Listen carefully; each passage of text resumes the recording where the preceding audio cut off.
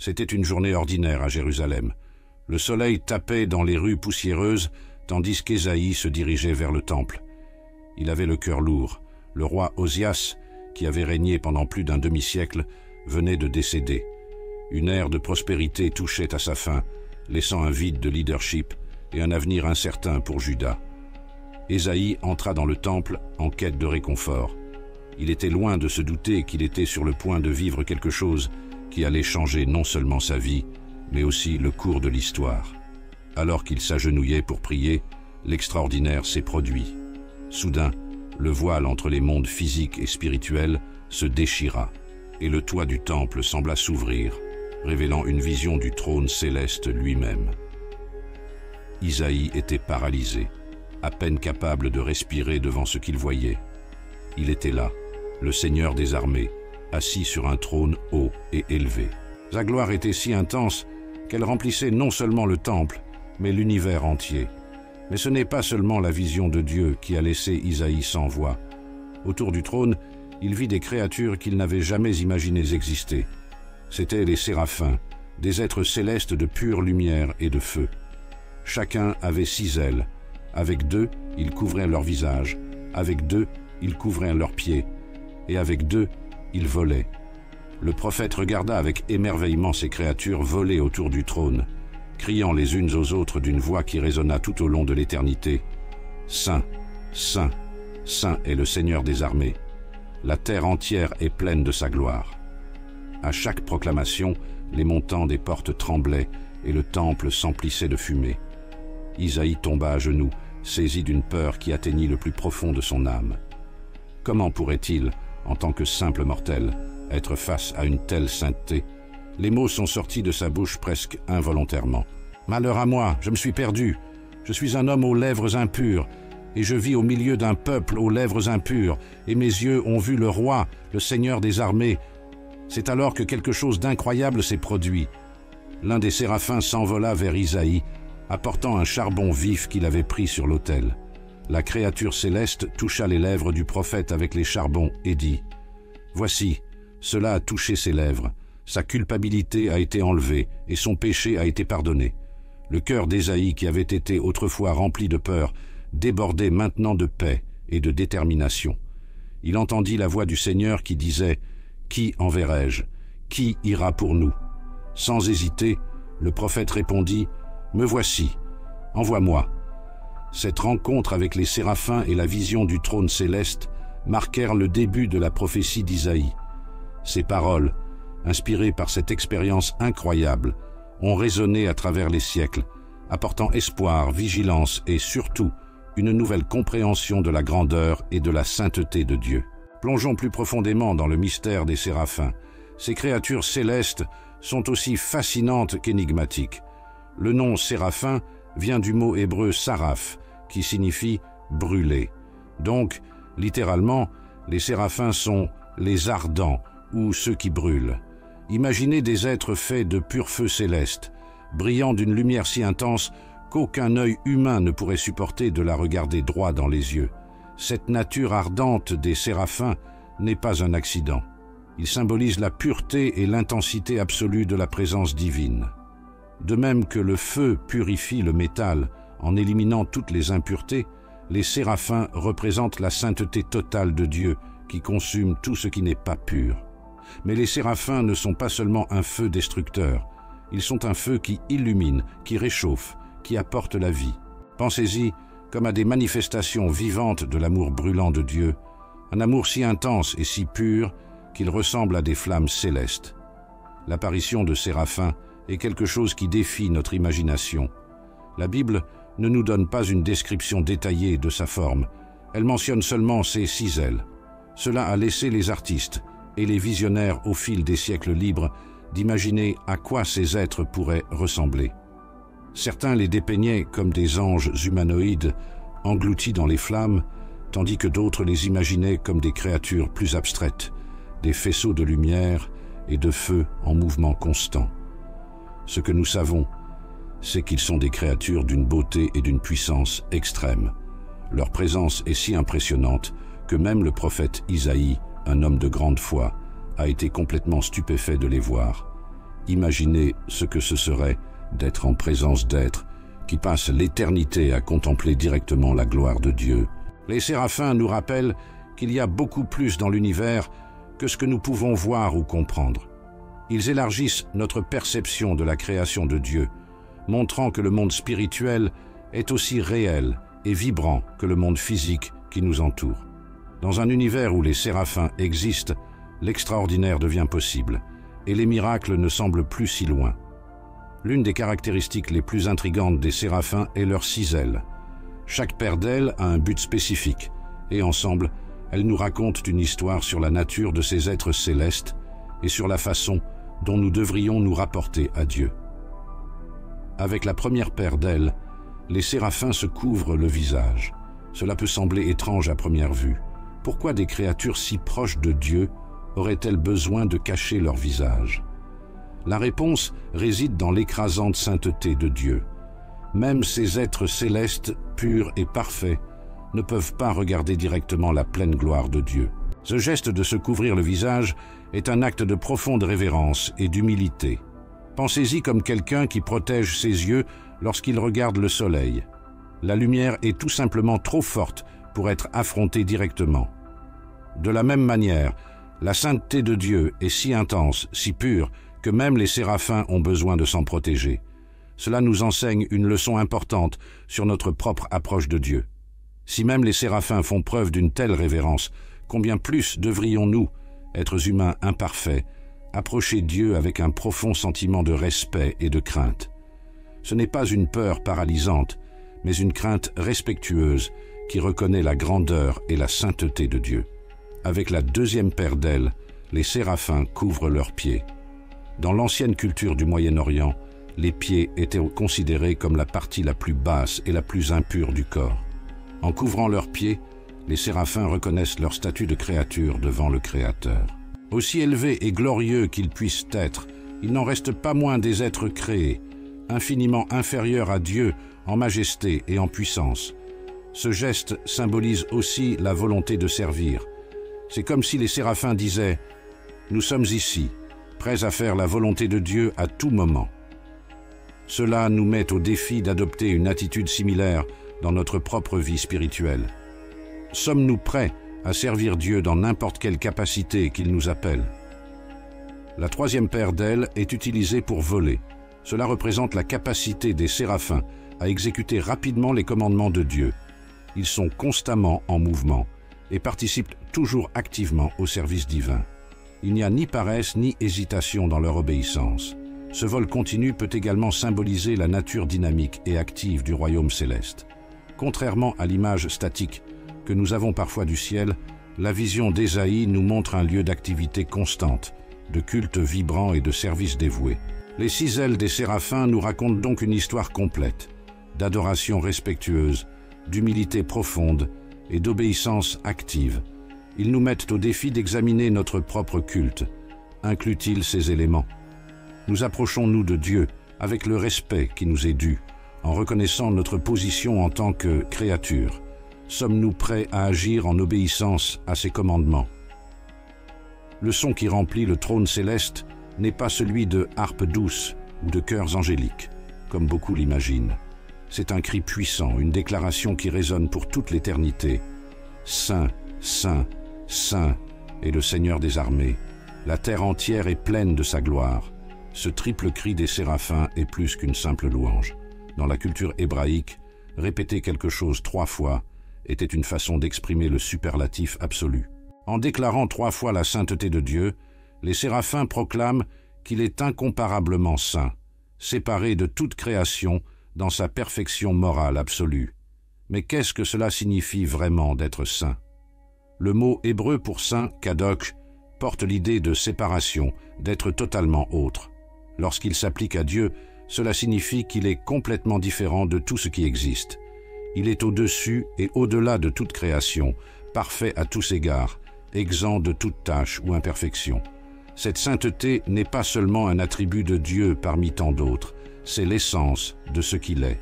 Tous les autres attributs de Dieu, son amour, sa justice, sa miséricorde, découlent de sa sainteté fondamentale. C'est pourquoi les séraphins ne crient pas « Amour, amour, amour, ou puissance, puissance, puissance, mais plutôt saint, saint, saint. Le cri des séraphins nous rappelle que la sainteté de Dieu n'est pas une vérité abstraite ou un concept théologique aride. C'est une réalité vivante et palpitante qui remplit l'univers. Remarquez qu'ils ne disent pas seulement que Dieu est saint, mais que la terre entière est remplie de sa gloire. La sainteté de Dieu ne se limite pas au ciel, elle imprègne toute la création. Cela a de profondes implications sur la façon dont nous voyons le monde qui nous entoure.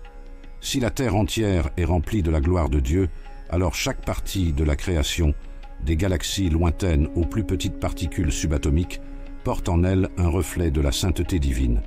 Cela nous appelle à une nouvelle appréciation et à un nouveau respect pour l'ensemble du monde naturel. La clameur incessante des séraphins nous apprend aussi quelque chose sur la nature du vrai culte. Ces êtres célestes ne se lassent pas de proclamer la sainteté de Dieu. Leur culte n'est pas une obligation fastidieuse ou un rituel vide, mais une réponse spontanée et continue à la gloire qu'ils contemplent. Cela nous met au défi de repenser notre propre culte. Combien de fois cela devient-il routinier ou sans vie? Les séraphins nous montrent que le vrai culte naît d'une perception constante de la sainteté et de la gloire de Dieu. C'est quelque chose qui devrait imprégner tous les aspects de nos vies, pas seulement les moments de culte formel. Le cri des séraphins sert également de rappel constant de la réalité spirituelle qui existe au-delà de notre monde physique. Au milieu des distractions et des soucis de la vie quotidienne, il est facile de perdre de vue les vérités éternelles, mais les séraphins continuent leur cri, nous rappelant la sainteté et la majesté de Dieu, que nous en soyons conscients ou non. La scène dont Ésaïe a été témoin n'était pas seulement visuelle et auditive, il a engagé tous les sens, créant une expérience totalement immersive de la présence divine. Le prophète remarqua qu'à chaque proclamation des séraphins, les montants des portes tremblaient et que le temple était rempli de fumée. Cette secousse n'était pas un tremblement de terre ordinaire, c'était une manifestation physique de la puissance de Dieu. Imaginez la scène. Chaque fois que les séraphins déclaraient la sainteté de Dieu, c'était comme si l'univers lui-même répondait, tremblant de révérence et de reconnaissance du Créateur. Dans la Bible, les tremblements accompagnent souvent les manifestations de la présence divine. Lorsque Dieu est descendu sur le mont Sinaï pour donner les 10 commandements, toute la montagne a été violemment ébranlée. Lorsque Jésus est mort sur la croix, la terre a tremblé. Ces tremblements sont des signes tangibles de la réalité et de la puissance de Dieu, des rappels que sa présence n'est pas quelque chose d'abstrait ou de lointain, mais une force qui peut littéralement ébranler les fondements de la réalité. La fumée qui emplissait le temple est un autre symbole riche de sens. Dans la tradition biblique, la fumée ou le nuage représente souvent la présence de Dieu. Pensez à la colonne de nuée qui guidait les Israélites dans le désert, ou à la nuée qui est descendue sur le tabernacle lorsque la gloire de Dieu l'a rempli. Cette fumée sert à plusieurs fins. D'une part, il se cache, tout comme les séraphins se couvrent le visage, incapables de regarder directement la gloire de Dieu. La fumée agit comme un voile, protégeant les mortels de la sainteté écrasante de Dieu. Cela nous rappelle que, quelle que soit la révélation de Dieu, il reste toujours en partie un mystère. Il y a des aspects de sa nature qui dépassent notre compréhension. D'autre part, la fumée révèle également. C'est un signe visible de la présence de Dieu qui rend l'invisible d'une certaine manière tangible. C'est comme si la gloire de Dieu était si intense qu'elle débordait dans le domaine physique sous la forme de cette fumée. La réaction d'Isaïe face à cette vision céleste est profondément humaine et révélatrice. Face à l'écrasante sainteté de Dieu et à la pureté des séraphins, le prophète ne se sent ni exalté ni spécial. Au contraire, il est saisi d'un sentiment écrasant de sa propre indignité. « Hélas !» s'exclame-t-il, « je suis perdu, je suis un homme aux lèvres impures, et je vis au milieu d'un peuple aux lèvres impures, et mes yeux ont vu le roi, le Seigneur des armées. » Cette réaction nous apprend beaucoup sur la nature de la rencontre avec le divin. Lorsque nous réalisons vraiment qui est Dieu dans toute sa sainteté et sa majesté, notre réponse naturelle n'est pas celle de l'orgueil ou de la confiance en soi, mais de l'humilité profonde et de la conscience de notre propre imperfection. Ésaïe se voit lui-même comme un homme aux lèvres impures. Pourquoi se concentre-t-il spécifiquement sur les lèvres? Dans la culture hébraïque, les lèvres représentaient non seulement la parole, mais aussi l'ensemble de l'être moral d'une personne. Ésaïe dit, en substance, « Tout en moi est impur en comparaison de cette sainteté parfaite dont je suis témoin. » Notez aussi qu'Ésaïe ne se considère pas comme exceptionnel dans son impureté. Il reconnaît qu'il vit au milieu d'un peuple aux lèvres impures. Il ne s'agit pas seulement d'une confession individuelle, mais d'une déclaration sur la condition humaine en général. Devant la sainteté parfaite de Dieu, toutes les distinctions humaines de bien ou de mal disparaissent. Nous sommes tous privés de la gloire de Dieu. L'exclamation d'Isaïe « Je suis perdu » révèle la véritable terreur qui accompagne la rencontre avec le divin. Dans la Bible, chaque fois que les êtres humains ont un aperçu direct de la gloire de Dieu, la réaction initiale est une peur, non pas une peur lâche, mais une crainte révérentielle qui reconnaît la distance infinie entre le Créateur et la créature. Ce moment de reconnaissance de soi est crucial dans le processus de transformation spirituelle. Avant de pouvoir être utile au service de Dieu, nous devons d'abord nous voir tels que nous sommes vraiment. La rencontre avec la sainteté divine agit comme un miroir spirituel, révélant nos défauts et nos imperfections, que nous ne savons peut-être même pas que nous avions. Mais l'histoire ne s'arrête pas à cet aveu d'indignité. La beauté du récit réside dans ce qui se passe ensuite.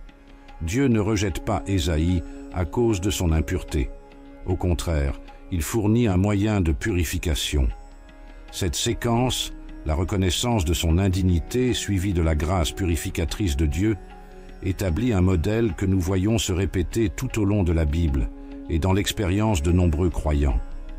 Ce n'est que lorsque nous reconnaissons notre besoin que nous sommes vraiment ouverts à recevoir la grâce transformatrice de Dieu.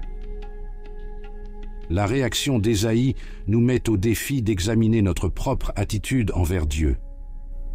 Combien de fois nous approchons-nous de lui avec des involtures, oubliant sa sainteté transcendante? L'expérience d'Ésaïe nous rappelle que la crainte du Seigneur, non pas une peur paralysante, mais une profonde révérence, est le début de la sagesse.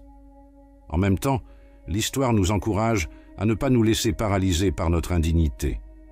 Dieu ne se révèle pas pour nous condamner, mais pour nous transformer. Comme Isaïe, nous sommes invités à reconnaître honnêtement nos défauts, mais aussi à être ouverts à la grâce purificatrice que Dieu offre. Après la confession angoissée d'Isaïe, quelque chose d'extraordinaire se produit. L'un des séraphins vole vers lui, apportant un charbon vif qu'il avait pris sur l'autel céleste. Avec ce charbon, le séraphin touche les lèvres du prophète et déclare « Voici, cela a touché ses lèvres, sa culpabilité a été enlevée et son péché a été pardonné. » Ce moment est d'une beauté et d'une signification profonde. Il représente la grâce de Dieu en action, répondant à la confession sincère par la purification et le pardon. Explorons les éléments de cette scène et sa signification plus large. Tout d'abord, notez que c'est un séraphin qui effectue cet acte de purification.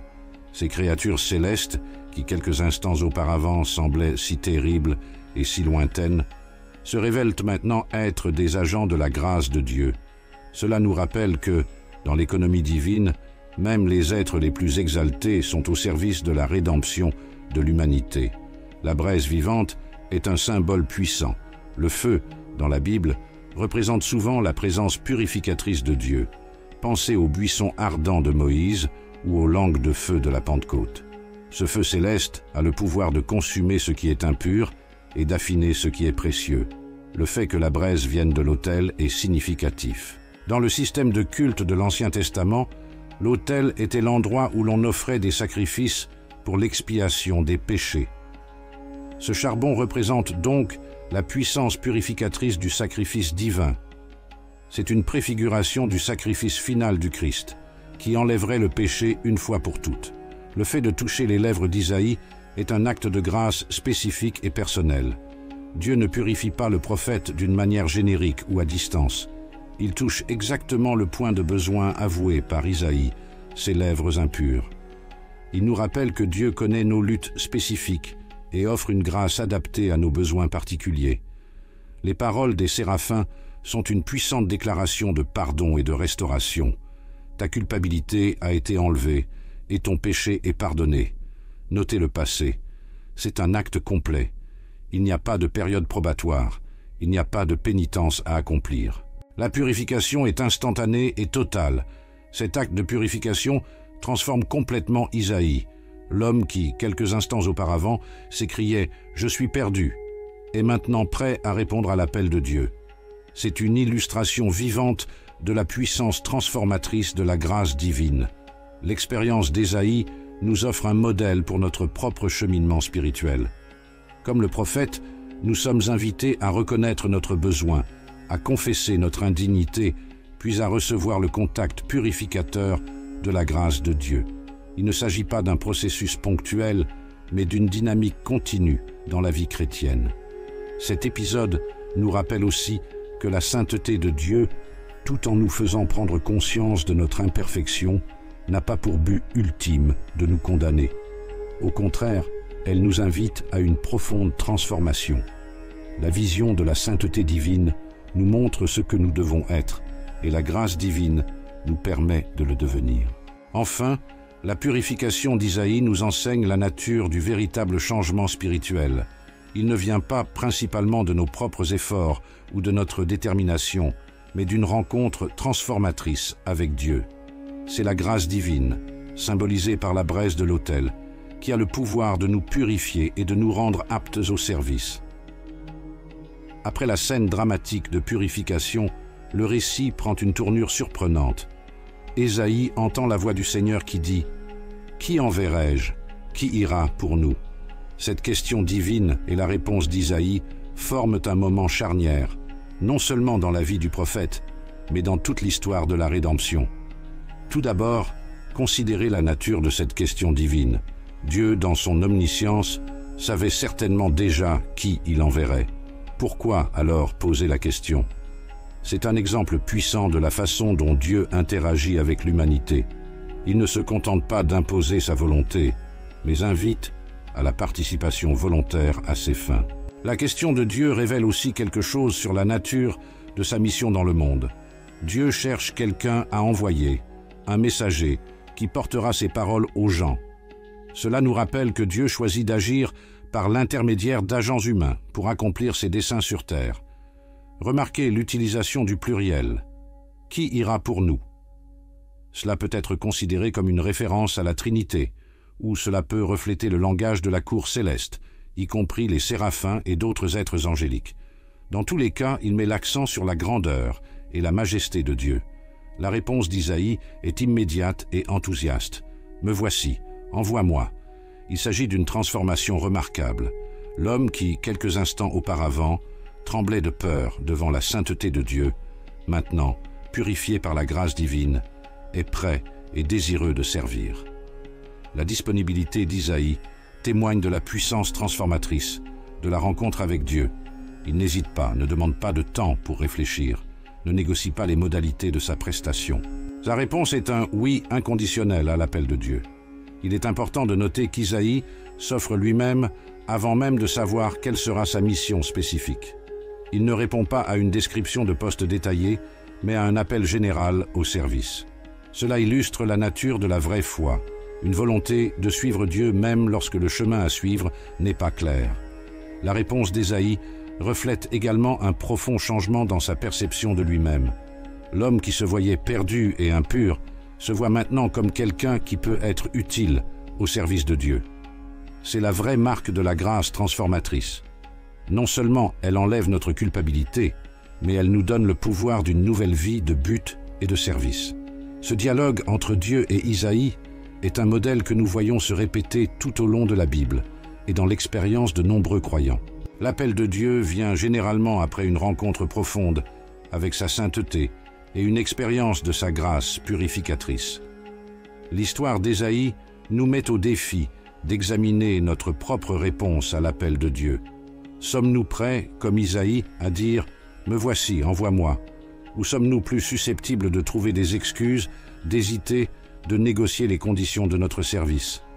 Cet épisode nous rappelle également que Dieu continue d'appeler les gens à son service aujourd'hui. L'appel n'est peut-être pas aussi dramatique qu'il l'a fait pour Ésaïe, mais Dieu demande toujours « Qui enverrai-je » La question est de savoir si nous écoutons et comment allons-nous réagir. L'histoire de l'appel d'Ésaïe nous enseigne la séquence de la véritable transformation spirituelle. Il y a d'abord la rencontre avec la sainteté de Dieu, qui nous conduit à la conscience de nos besoins. Puis vient l'expérience de la grâce purificatrice, et finalement, comme résultat surgit la volonté de servir. Ce n'est pas seulement l'histoire d'Ésaïe, mais un modèle que nous pouvons voir dans notre propre vie à mesure que nous grandissons dans la foi. Après la réponse enthousiaste d'Isaïe à l'appel divin, Dieu révèle la nature spécifique de la mission du prophète, et ici le récit prend une tournure surprenante et stimulante. La tâche d'Ésaïe ne sera pas facile, ni apparemment gratifiante. Au premier coup d'œil, Dieu dit à Isaïe « Va et dis à ce peuple, écoute bien, mais ne comprends pas. Regardez attentivement, mais ne remarquez pas. Rendez le cœur de ce peuple insensible. Rends-lui sourd les oreilles et ferme-lui les yeux, de peur qu'il ne voie de ses yeux, qu'il n'entende de ses oreilles, qu'il ne comprenne de son cœur, qu'il ne se convertisse et qu'il ne soit guéri. » À première vue, ces mots semblent choquants. Pourquoi Dieu enverrait-il un prophète avec un message conçu pour endurcir le cœur des gens au lieu de les conduire à la repentance? Pour comprendre cela, nous devons examiner plus profondément le contexte et la signification de ces mots. Tout d'abord, il est important de comprendre qu'il ne s'agit pas tant d'un commandement donné à Ésaïe de provoquer un aveuglement spirituel qu'une prédiction prophétique de l'effet que son message aura sur un peuple qui s'est déjà endurci contre Dieu. En d'autres termes, Dieu dit à Ésaïe que sa prédication, plutôt que de conduire à une repentance immédiate, entraînera d'abord une plus grande résistance. Ce passage illustre un principe spirituel profond. Le même message qui a le potentiel d'ouvrir les yeux et de transformer les cœurs peut aussi, lorsqu'il est rejeté, conduire à un endurcissement supplémentaire. C'est comme le soleil qui fait fondre la cire, mais durcit l'argile. La différence n'est pas dans le message, mais dans la réponse de l'auditeur. La mission d'Ésaïe nous rappelle également que le succès dans le service de Dieu ne se mesure pas toujours en termes de résultats visibles ou de réponses positives immédiates. Ésaïe est appelé à être fidèle dans la transmission du message, quelle que soit la façon dont il sera reçu. C'est un défi pour notre état d'esprit axé sur les résultats, où nous mesurons souvent le succès par le nombre de conversions ou la réponse positive du public. De plus, ce passage nous montre que Dieu utilise parfois des méthodes qui nous semblent contre-intuitives. L'échec apparent de la prédication d'Ésaïe à produire une repentance immédiate fait en fait partie du plan plus large de Dieu pour finalement ramener son peuple à lui. Parfois, les gens ont besoin de faire l'expérience des conséquences de leur rejet de Dieu avant d'être prêts à se tourner vers lui. La réponse d'Ésaïe à cette mission difficile est remarquable. Il ne discute pas avec Dieu et ne demande pas une tâche plus facile. Au lieu de cela, il demande simplement « Jusqu'à quand, Seigneur ?» Cela révèle à la fois l'acceptation par Isaïe de sa mission difficile et son espoir que l'endurcissement du peuple ne sera pas permanent. La réponse de Dieu à la question d'Ésaïe est tout aussi importante. Il parle d'un temps de jugement, mais aussi d'espérance. Même si la nation est réduite à l'état de souche, de ce reste jaillira une nouvelle vie. C'est la promesse d'une restauration future, même en plein procès. Les séraphins, comme nous l'avons vu dans la vision d'Isaïe, occupent une place unique et élevée dans l'ordre céleste. Mais comment s'intègrent-ils dans le tableau plus large de la hiérarchie angélique? C'est une question qui a intrigué les théologiens, les mystiques et les artistes au cours des siècles. Dans la tradition judéo-chrétienne, les anges sont généralement organisés selon une structure hiérarchique. L'une des classifications les plus influentes a été proposée par le pseudo-Dénis, l'Aréopagite, un théologien chrétien du VE ou VIe siècle. Au sommet de cette hiérarchie se trouvent les séraphins, suivis des chérubins et des trônes. Ceux-ci forment le premier et le plus haut ordre d'êtres célestes. Selon ce point de vue, les séraphins sont plus proches de Dieu, absorbant et reflétant constamment son amour divin. La haute position des séraphins dans la hiérarchie céleste n'est pas seulement une question de rang. Il reflète votre fonction unique et votre proximité avec l'essence divine. Les séraphins sont considérés comme les gardiens du trône de Dieu, proclamant continuellement sa sainteté et agissant comme des canaux directs de son amour brûlant. Il est intéressant de noter que si les séraphins figurent en bonne place dans la vision d'Ésaïe, ils sont rarement mentionnés ailleurs dans la Bible. Cela ajoute un air de mystère à sa nature et à sa fonction. Certains érudits suggèrent que cette rareté des mentions est due à sa position élevée. Ils sont si proches de Dieu qu'ils interagissent rarement directement avec les affaires humaines. Comparés à d'autres êtres angéliques, tels que les chérubins, qui apparaissent gardant le jardin d'Éden et sur l'arche d'alliance, ou les anges messagers, qui interagissent fréquemment avec les humains dans la Bible, les séraphins semblent avoir un rôle plus concentré dans l'adoration et la proclamation continue de la sainteté de Dieu. Cette idée que les séraphins étaient les plus grands adorateurs a profondément influencé la spiritualité chrétienne. De nombreux mystiques et contemplatifs à travers l'histoire ont vu dans les séraphins un modèle de la forme la plus pure de prière et d'adoration, une dévotion totale et ardente, libre de toute considération égoïste. Cependant, il est important de se rappeler que si ces hiérarchies angéliques ont eu une influence sur la pensée chrétienne, elles ne sont pas explicitement définies dans la Bible. La vision d'Ésaïe nous donne un aperçu des séraphins, mais elle ne nous fournit pas un organigramme complet du ciel. Ce que nous pouvons dire avec certitude sur la base de la vision d'Ésaïe, c'est que les séraphins occupent une position de grande proximité avec Dieu, proclamant continuellement sa sainteté. Ils nous montrent que plus nous sommes proches de Dieu, plus nous sommes consumés par sa gloire et plus notre adoration coule naturellement. La position élevée des séraphins nous rappelle également l'immensité et la complexité du domaine spirituel. Il y a beaucoup plus dans la création de Dieu que ce que nous voyons avec nos yeux physiques. L'existence de ces êtres célestes élargit notre compréhension du cosmos et nous rappelle notre propre position en tant que créature dans un univers bien plus vaste et plus merveilleux que nous ne l'imaginons souvent.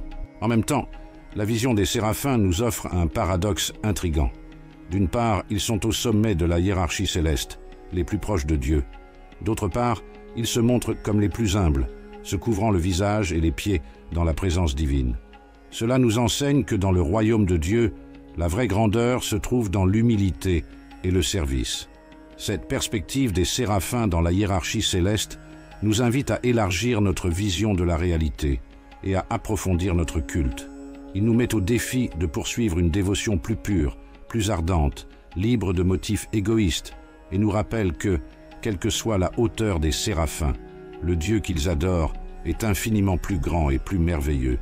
La vision percutante des séraphins, décrite par Isaïe, ne s'est pas limitée aux pages de la Bible. Au fil des siècles, ces créatures célestes ont captivé l'imagination des artistes, des écrivains et des penseurs, laissant une marque indélébile sur l'art et la culture. Dans l'art visuel, les séraphins ont été représentés de diverses manières, reflétant différentes interprétations et traditions culturelles. Dans les premières représentations chrétiennes, ils étaient souvent représentés sous la forme de figures humaines ailées, souvent dans des tons de rouge pour symboliser leur aspect ardent. Au fil du temps, les représentations sont devenues plus élaborées. Les artistes de la période médiévale et de la Renaissance ont souvent représenté des séraphins à 6 ailes, suivant fidèlement la description d'Isaïe. Ces ailes étaient souvent disposées de manière complexe, couvrant le corps de la créature et ne laissant visible que le visage. Un exemple célèbre est la fresque de Giotto dans la basilique de Saint-François à Assise, en Italie. Dans cette œuvre, les séraphins sont représentés comme des figures rouges avec 6 ailes volant autour du trône de Dieu. L'intensité de leurs couleurs et la complexité de leur forme capturent quelque chose de la majesté et du mystère de ces créatures célestes. En littérature, les séraphins sont apparus dans des œuvres allant des traités théologiques à la fiction moderne. Dante Alighieri, dans son chef-d'œuvre La Divine Comédie, place les séraphins dans le cercle le plus intime du paradis, le plus proche de Dieu. Il les décrit comme des cercles de feu tournant continuellement autour du point de lumière qui représente la présence divine. Des poètes tels que John Milton ont également été inspirés par les séraphins. Dans Le Paradis perdu, Milton dépeint ces créatures comme faisant partie de l'armée céleste, les décrivant avec un langage vif qui fait écho à la vision d'Isaïe. En musique, les séraphins ont inspiré les compositeurs au fil des siècles. L'hymne « Saint, Saint, Saint », basé sur le cri des séraphins dans Isaïe 6, est l'un des plus connus et des plus aimés de la tradition chrétienne. Les compositeurs de musique classique, tels que Jean-Sébastien Bach, ont également incorporé des références aux séraphins dans leurs œuvres sacrées. Dans la culture populaire moderne, les séraphins continuent d'exercer une fascination. Ils apparaissent dans des romans, des films et même des jeux vidéo, souvent dépeints comme des êtres d'une grande puissance et d'une grande beauté. Bien que ces représentations ne soient pas toujours fidèles à la description biblique, elles attestent du pouvoir durable de l'image des séraphins pour captiver l'imagination. Il est intéressant de noter comment les représentations des séraphins dans l'art et la culture reflètent souvent les préoccupations et les valeurs de leur époque. Par exemple, dans les périodes de grande ferveur religieuse, les séraphins étaient souvent représentés avec une intensité presque effrayante, mettant l'accent sur la sainteté et la puissance de Dieu. Plus récemment, les représentations ont tendance à se concentrer davantage sur la beauté et l'aspect éthéré de ces créatures. La présence continue des séraphins dans l'art et la culture sert de rappel de la réalité spirituelle dans un monde de plus en plus séculier. Ils nous invitent à regarder au-delà du matériel et du banal, à contempler le transcendant et le divin. En même temps, la diversité des représentations des séraphins nous rappelle les limites de notre compréhension. Aucune image ou description ne peut capturer pleinement la réalité de ces créatures célestes. Chaque représentation est, au mieux, une approximation, un effort humain pour donner forme à l'ineffable. Les différentes interprétations artistiques et culturelles des séraphins nous invitent également à réfléchir plus profondément sur la signification de ces créatures. Que nous disent-ils sur notre compréhension de Dieu? Comment façonnent-ils notre vision du monde spirituel? Quelles leçons pouvons-nous tirer de son adoration incessante et de sa proximité avec le divin? La présence durable des séraphins dans l'art et la culture témoigne de la puissance de la vision d'Isaïe. Des millénaires après que le prophète a consigné son expérience, ces créatures célestes continuent de nous fasciner, de nous inspirer et de nous mettre au défi de regarder au-delà de l'ordinaire vers l'extraordinaire et au-delà du terrestre vers le céleste. La vision des séraphins dans Ésaïe 6 nous offre des aperçus profonds de la nature du vrai culte. En observant ces créatures célestes, nous pouvons apprendre de précieuses leçons sur la façon de nous rapprocher de Dieu et d'exprimer notre dévotion à lui. Tout d'abord, nous remarquons que le culte des séraphins est continu. Ils ne cessent de crier « Saint, Saint, Saint ». Cela suggère que le vrai culte n'est pas quelque chose que nous faisons seulement à des moments fixés ou lorsque nous nous sentons particulièrement spirituels. Il devrait plutôt s'agir de l'état constant de notre cœur, d'une attitude de révérence et de louange qui imprègne tous les aspects de notre vie. L'adoration des séraphins est également entièrement centrée sur Dieu. Ils ne se soucient pas d'eux-mêmes ou de leurs propres besoins. Son cri concerne la sainteté et la gloire de Dieu.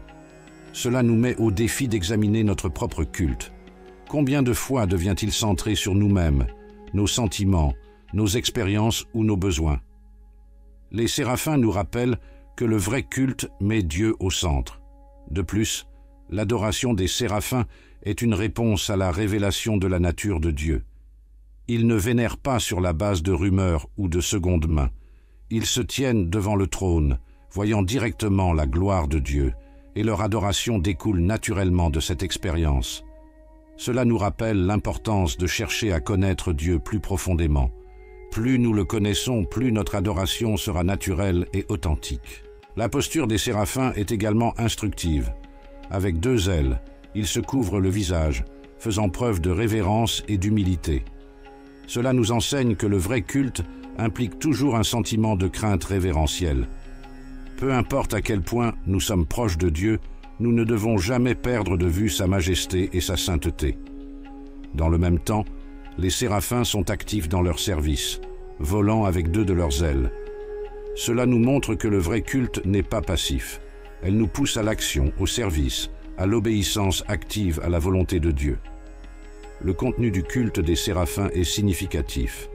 Il proclame la sainteté de Dieu et déclare que la terre entière est remplie de sa gloire. Cela nous rappelle que l'adoration authentique implique toujours à la fois d'exalter qui est Dieu, sa sainteté, et de reconnaître ce qu'il fait, sa gloire manifestée dans la création. La vision des séraphins nous met au défi d'élever notre adoration. Il nous invite à une dévotion plus pure, plus concentrée, plus continue. Elle nous appelle à aller au-delà des formes vides ou des émotions fugaces, vers un culte qui jaillit d'une rencontre authentique avec la sainteté et la gloire de Dieu. Dans un monde rempli de distractions et de demandes concurrentes pour notre attention, les séraphins nous rappellent ce qui est vraiment important. Ils nous montrent que notre vocation première, maintenant et dans l'éternité, est d'adorer le Dieu saint qui nous a créés et rachetés.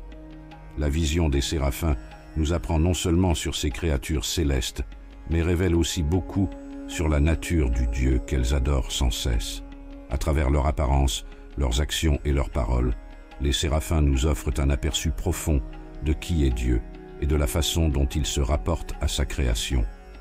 Premièrement, l'existence même des séraphins nous parle de la grandeur et de la majesté de Dieu. À travers leur apparence, leurs actions et leurs paroles, les séraphins nous offrent un aperçu profond de qui est Dieu et de la façon dont il se rapporte à sa création. Premièrement, l'existence même des séraphins nous parle de la grandeur et de la majesté de Dieu. Ces créatures de feu et de lumière, si puissantes et si glorieuses que leur seule présence fait trembler les montants des portes, ne sont que des serviteurs devant le trône divin. Si les serviteurs sont si impressionnants, combien plus glorieux doit être le roi qu'ils servent. La nature ardente des séraphins nous dit aussi quelque chose sur Dieu. Dans la Bible, le feu symbolise souvent la sainteté et la présence purificatrice de Dieu. Les séraphins, en tant qu'êtres de feu, reflètent cette sainteté divine. Ils nous rappellent que Dieu est un feu dévorant, Hébreux 12, 29, et que sa sainteté est si intense qu'elle consume tout ce qui est impur. Le triple cri des séraphins, « Saint, Saint, Saint », est une déclaration puissante sur la nature de Dieu. La triple répétition dans la langue hébraïque indique le superlatif absolu. Dieu n'est pas seulement saint, il est incomparablement saint, séparé de toute création dans sa perfection morale absolue. Cet accent mis sur la sainteté de Dieu est un correctif nécessaire aux visions de Dieu qui la rendent trop familières ou fortuites.